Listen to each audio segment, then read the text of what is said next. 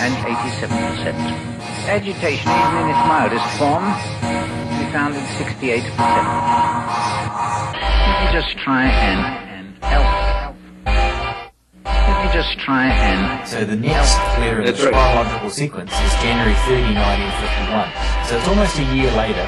In this letter, a year later, he's talking about Gideon and he's talking about Harold Innes. And he's totally made the jump, and he says he's going to drop English and he's going to move into a whole different thing. So this is the end point of literacy as far as he can go, and he catches up with the mystical concerns of Pound and Eliot at that point. You know, that he knows that that's where they got. And he does say Pound and Hume big influence on Eliot. But you said that's January 51. He has met Don Steele. Steele has given him one of the Norbert Wiener books, either human use of human beings or cybernetics, the book before. He has given it to him, and that has influenced the McLuhan greatly, the Norbert Wiener scene. And he writes that letter saying these guys were at that, not the little small mag literary clack. So, you know what I mean? So I told, it's very interesting how Steele, it was mystical in a way. When McLuhan reached a cul-de-sac, something would show up. Of course.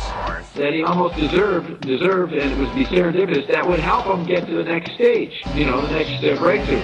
So that changed.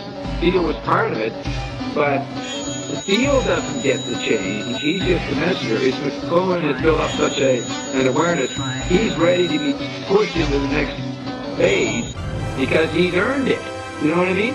Yeah, but how much would a bomb... So if you're thinking the faculty of language cannot be localized anywhere but the whole brain or whole body, and then you're reading about cybernetics and the extension of the humankind through this electronic network, how much of a bombshell that would have been? It would have been pretty wild.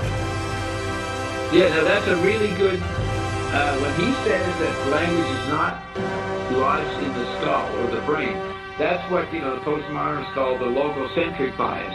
McLuhan takes on a New Age resonant view of the body, an Oriental, Far Eastern view of the body as this resonating spectrum field of meridians and chis and chakras and other points, shiatsu points.